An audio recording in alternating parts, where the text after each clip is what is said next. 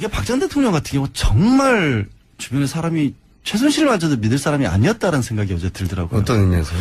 이게 가장 쉽게 박 전 대통령 입장에서 유일하게 풀어나갈 수 있는 건 결국에 최순실이 자기가 덮어쓰는 거거든요. 가져가는 거거든요. 최순실도 그럴 수는 없죠. 지금. 아니 왜 그렇게까지 40년을 옆에서 자기 스스로 특별한 인연이라고 했고 그렇다고 하더라도 대신 형을 살 수는 없죠. 아니 대신 살아나는 게 아니라 어차피 최순실은 벗어나기 어렵잖아요 지금 상황은. 그렇다 하더라도 형량을 조금이라도 줄이고 싶죠.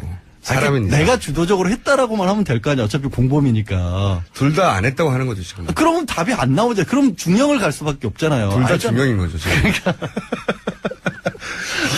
딜레마인 거죠 지금. 그러니까 오늘 아침에 한 언론사에서 이제 안종범 수석의 56건 수첩 중에 두 번째로 뽑아냈던 39건 수첩을 입수를 해가지고 그 내용을 또 공개를 했더라고요. 네.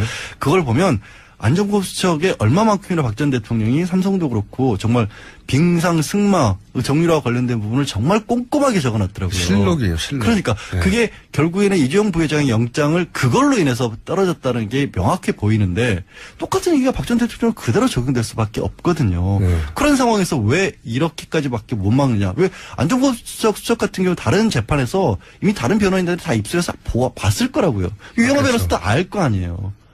왜 내가 화를 내고 있지? 그건 모르겠습니다. 이렇게 변호인으로서, 그러니까 소위 변호사로서 전문가적인 관점에서 봤을 때 너무 답답한 피의자인 거죠, 지금. 그렇죠. 네. 그래서 돌파구가 뭐 있을까? 지금까지는 제가 보기에는 없어요. 이렇게 해가지고 어떻게 합니까? 그냥 제가 보기에는 검찰이 너무너무 유리한 상황이에요. 검찰이 기소한다고 반드시 죄가 되는 건 아니란 말이죠. 그렇죠. 다퉈야 되는데 이렇게 전면 부인하면 사법부에서 검찰이 기소한 것에 대한 친밀성을 더욱 확고하게 만들어준단 말이죠. 이게. 다른 걸로 다투는 게 없으니까. 그러니까 네. 반대 증거가 나오는 것도 아니고 반대 법리가 나오는 것도 아니고. 주장밖에 없잖아요, 주장. 최순실이 나오는 게 그거죠.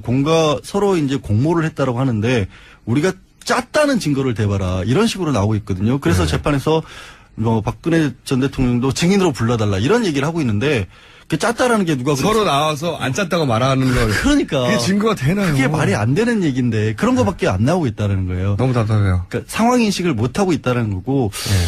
아니 근데 이렇게 말을 다 하는 분이 책을 왜 써요? 나 진짜. 하루 종일 온종일 여기저기 방송 나가서 하고 싶은 말 다 하고 하는 사람이 어떻게 책을 쓸 게 남았나요 아직도? 작가로서의 활동 영역은 그렇게 달라요. 말하고 싶은 게 많아요? 영역이 다르다고요. 이번 책은 어떤 영역입니까? 아니, 책 대상이. 아니 제목 말고. 제목 말고 네. 동화책이에요. 동화책. 동화책? 동화 작가예요. 정신세계에는 맞겠군요. 본인의 정신세계에는. 아니, 동화책을. 순수하니까. 거의 이제. 어른이 있는 동화책입니까? 아니면 진짜 어린이를. 진짜 어린이를 대상으로 하는. 어린이들을 위해서. 그러니까 어린이의 눈높이에 맞춰서 어린이가 이런 걸 좋아하지 않을까 하는 동화를 쓴 거예요? 그렇죠. 절대 안 팔리겠네요. 왜 또? 종편에서 이렇게 험악한 얘기를 하는 분이 애들한테 동화를 써가지고 어떻게 잘 팔립니까, 그게? 제가 마음이 순수하다는 걸 아직도 말도 못 안 되는 느끼세요. 책이네요. 근데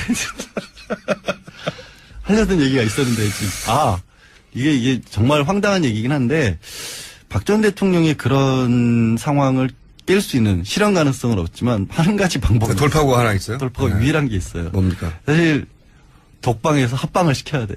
다른 사람들. 현실 세계로 내려와라. 현실 세계로 들어와야 돼요. 네. 그러니까 그 안에 있으면서 7명하고 있고 그렇게 되면 혼자만의 가둬져 있는 세계 있잖아요. 여태 뭐 그 주변 사람들에게도 진면목을 안 보이고 정말 가까운 인간적으로 탁 터놓고 자연인 대 자연인으로 이런 일이 벌어졌다고 말해줄 사람이 지금까지 단 한 명도 없는 것 같아요. 없죠. 네. 그러니까 그거를 깨지는 기회를 본인은 고통스러울지 모르지만 네. 그 방법만이 저는 사실 유일한 방법이고 인간적인 면에 있어서 가능성이 약 3% 정도 봅니다. 그렇다 하더라도 그렇게 될 가능성은. 그래도 그거밖에 없어 보여요. 그러니까 이게 뭐 지금 재판을 받는 과정이어서건 아니면 앞으로 형벌을 만약에 유죄를 받는다라고 하면 형벌을 받는 과정에서건 인간으로서 제대로 본인의 어떤 문제를 깨달을 수 있는 유일한 기회는 그나마 다른 사람들과 섞여 있으면서 생활하는 방법밖에 없을 것이다. 근데 그게 하필 굉장히 특성 공간인데 그게 되겠어요? 그게 좀 일상 공간도 어렵죠. 아니고. 아니 일상 공간이 아니니까 오히려 될 수도 있다고 봐요. 저는 지난번에 그 땅콩 회항 사건 때 네. 그 사람은 같이 있었잖아요. 네. 같이 있었으면서 생각보다 많은 걸 깨달았다. 얼마만큼이나 될지는 모르겠지만 그럴 수 있다고 그럴 봅니다. 수 있다라고 봐요. 근데 저는. 그 경우보다 더 극단적인 경우잖아요. 그분이야, 물론 재벌이고, 만나는 사람도 제약이 있었겠지만, 인간적인 관계를 유지하고 있었을 거 아니에요. 다른 그렇죠. 사람들. 어느 친구도 정도는. 있고. 근데 이 경우는 그것도 없는 거거든요.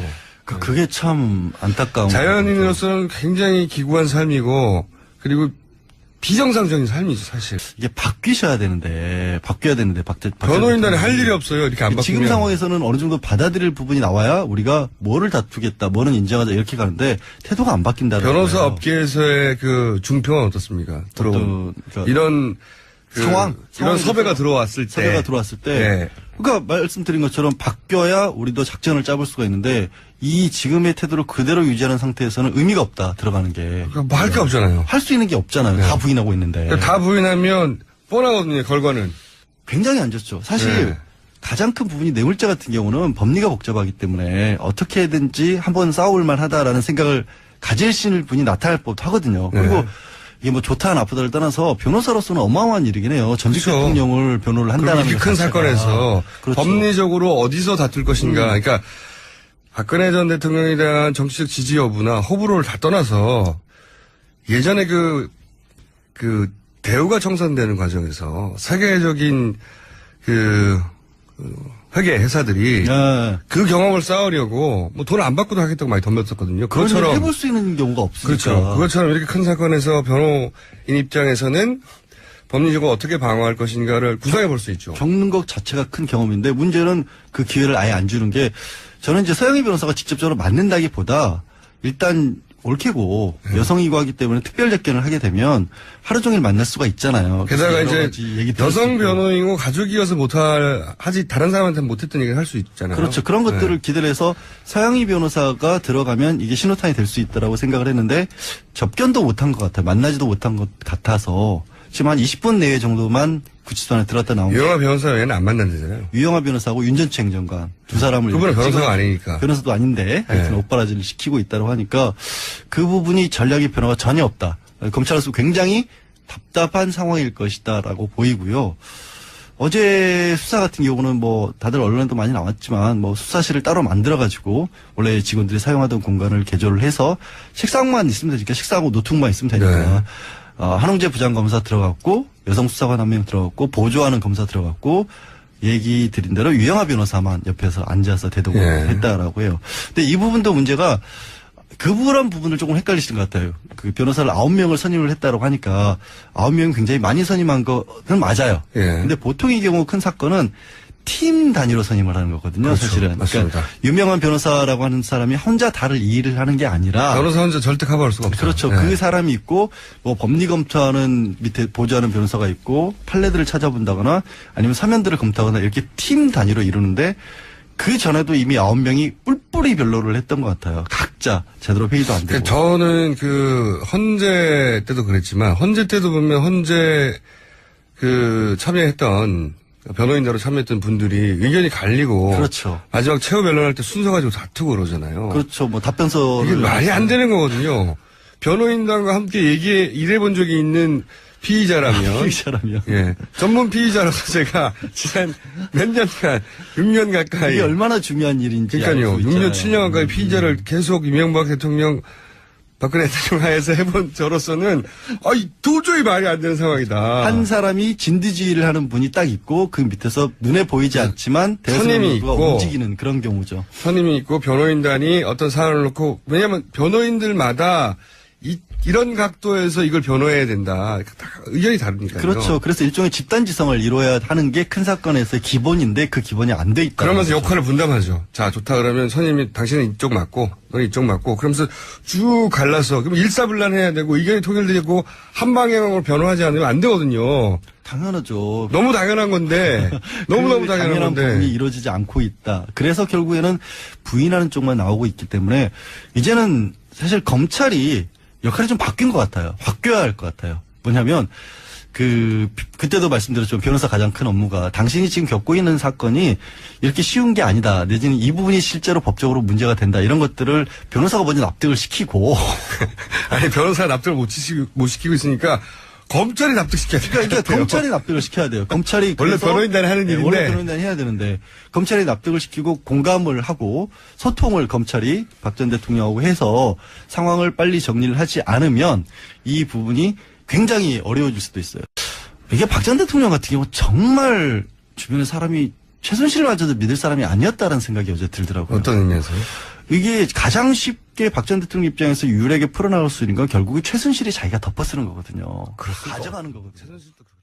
다른 걸로 다투는 게 없으니까. 그러니까 네. 반대 증거가 나오는 것도 아니고 반대 법리가 나오는 것도 아니고. 주장밖에 없잖아요, 주장. 최순실이 나오는 게 그거죠. 서로 이제 공모를 했다라고 하는데 우리가 짰다는 증거를 대봐라. 이런 식으로 나오고 있거든요. 그래서 네. 재판에서 박근혜 전 대통령도 증인으로 불러달라 이런 얘기를 하고 있는데 그 짰다라는 게 누가 서로 나와서 안 짰다고 말하는 걸. 그러니까 그게 증거가 되나요? 그게 말이 안 되는 얘기인데 그런 거밖에 안 나오고 있다는 거예요. 너무 답답해요. 그러니까 상황 인식을 못 하고 있다는 거고. 네. 아니 근데 이렇게 말을 다 하는 분이 책을 왜 써요? 나 진짜. 하루 종일 온종일 여기저기 방송 나가서 하고 싶은 말 다 하고 하는 사람이 어떻게 책을 쓸 게 남았나요 아직도? 작가로서의 활동 영역은 그렇게 달라요. 말하고 싶은 게 많아요? 영역이 다르다고요. 이번 책은 어떤 영역입니까? 아니, 책 대상이.